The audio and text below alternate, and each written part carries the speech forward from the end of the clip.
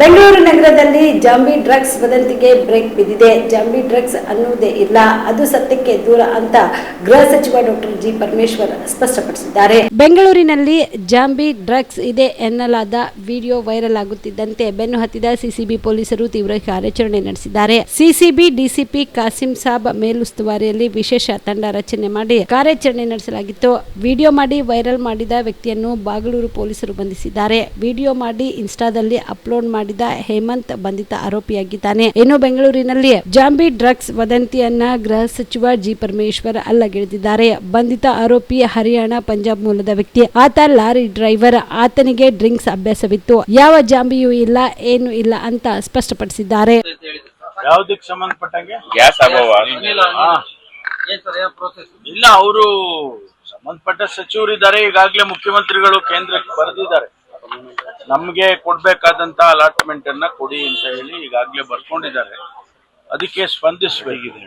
ಈಗೇನೋ seize fire ಆಗ್ತಾ ಇದೆ ಅಂತ ಹೇಳಿ ಎಲ್ಲ ಸುದ್ದಿಗಳು ಬರ್ತಾ ಇದೆ.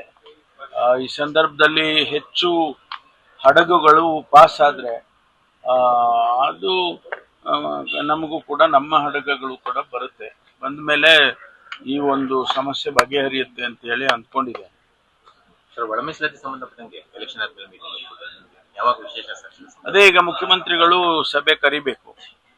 ಕ್ಯಾಬಿನೆಟ್ ಅಲ್ಲಿ, ರೆಗ್ಯುಲರ್ ಕ್ಯಾಬಿನೆಟ್ ಅಲ್ಲೇ ಚರ್ಚೆ ಮಾಡಬಹುದು ಅಥವಾ ಸ್ಪೆಷಲ್ ಮೀಟಿಂಗು ಕೂಡ ಕರಿಬಹುದು. ಅದು ಮುಖ್ಯಮಂತ್ರಿಗಳ ತೀರ್ಮಾನ.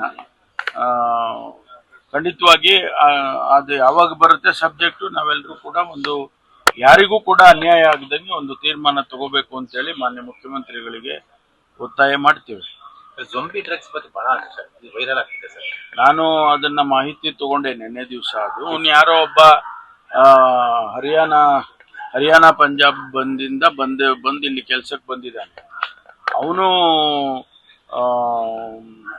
ಡ್ರಿಂಕ್ಸ್ ಮಾಡುವಂಥದ್ದು ಅಭ್ಯಾಸ ಅಂತ. ಅವನು ಲಾರಿ ಡ್ರೈವರ್. ಅವನು ಹಿಂದೆ ಇದೆಲ್ಲ ಪಂಜಾಬ್ನಲ್ಲಿ ಡ್ರಗ್ಸ್ ಏನೋ ಯಾವಾಗಲೂ ತಗೊಂಡಿದ್ದ ಅಂತ ಹೇಳಿದ್ನಂತೆ. ಆಮೇಲೆ ಇದು ಯಾವ ಜಾಂಬಿನೂ ಇಲ್ಲ, ಏನಿಲ್ಲ. ಅವನು ಡ್ರಿಂಕ್ಸ್ ತಗೊಂಡು ಅದ್ರ ಜೊತೆನಲ್ಲಿ ಅವನು ಬೇರೆ ಬೇರೆ ಅದೇನೋ ಅವನಿಗೆ ಫಿಟ್ಸ್ ಅಲ್ಲ, ಏನೋ ಕಾಯಿಲೆ ಬರುತ್ತೆ ಅಂತ ಹೇಳಿ ಅದಕ್ಕೆ ಮೆಡಿಸಿನ್ ತಗೊಂಡಿದ್ನಂತೆ. ಅದ್ರ ಜೊತೆಲಿ ಡ್ರಿಂಕ್ಸ್ ತಗೊಂಡಿದ್ದಾನೆ. ಹಾಗಾಗಿ ಸ್ವಲ್ಪ ಅವನಿಗೆ ಇದಾಗಿದೆ, ಏನೋ ಎಫೆಕ್ಟ್ ಆಗಿದೆ. ಅದು ಬಿಟ್ಟರೆ ಯಾವ ಆ ಥರದ್ದು ಕೇಸಸ್ಸು ಎಲ್ಲೂ ಕೂಡ ಬಂದಿಲ್ಲ ಅಂತ ಹೇಳಿ ಬೆಳಿಗ್ಗೆ ಕಮಿಷನರ್ ಕೂಡ ನಮಗೆ ಕೊಟ್ಟಿದ್ದಾರೆ. ಅದರಿಂದ ಅದೆಲ್ಲ ಯಾರು ಅದನ್ನ ಪೋಸ್ಟ್ ಮಾಡಿದ್ರು ಅವನ್ನೂ ಕೂಡ ಹಿಡ್ಕೊಂಡು ಅವನ್ನ ಕೇಳುವಾಗ ಬೇಕಂತ ಈ ರೀತಿ ಪೋಸ್ಟಿಂಗ್ ಮಾಡಿದ್ದೇನೆ ಅಂತ ಅವನು ಒಪ್ಕೊಂಡಿದ್ದಾನೆ. ಅದು ಸತ್ಯಕ್ಕೆ ದೂರವಾಗಿರುವ ಜಾಂಬಿ ಡ್ರಗ್ಸ್ ಅನ್ನೋದು ಇಲ್ಲ. ಕ್ಷೇತ್ರಗಳಿಗೆ ಬೈ ಎಲೆಕ್ಷನ್ ಆಗಿದೆ. 23ನೇ ಇಶ್ಯೂನಲ್ಲಿ ಆಗಿರ್ತಕ್ಕಂಥ ಎಲೆಕ್ಷನ್ ಸರಾಸರಿ ಮತದಾನ ಕಡಿಮೆ ಆಗಿದೆ.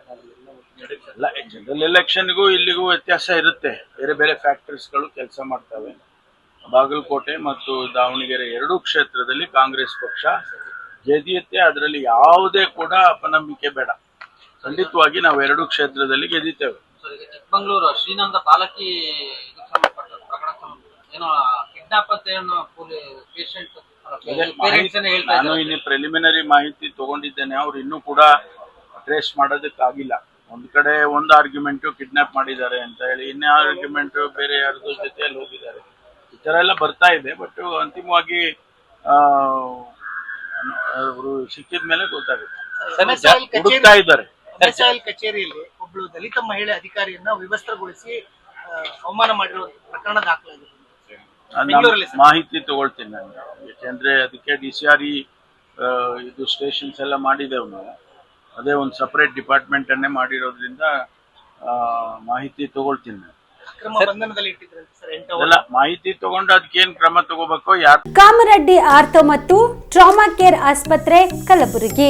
ಡಾಕ್ಟರ್ SB ಕಾಮರೆಡ್ಡಿ ಹಾಗೂ ಡಾಕ್ಟರ್ ಪ್ರತಿಮಾ S ಕಾಮರೆಡ್ಡಿ ಸಾರಥ್ಯದಲ್ಲಿ ಕಳೆದ 11 ವರ್ಷಗಳಿಂದ ಸಾವಿರಾರು ರೋಗಿಗಳಿಗೆ ದಿನದ 24 ಗಂಟೆ ತುರ್ತು ಸೇವೆ ನೀಡಿದ ಶ್ರೇಯಸ್ಸು.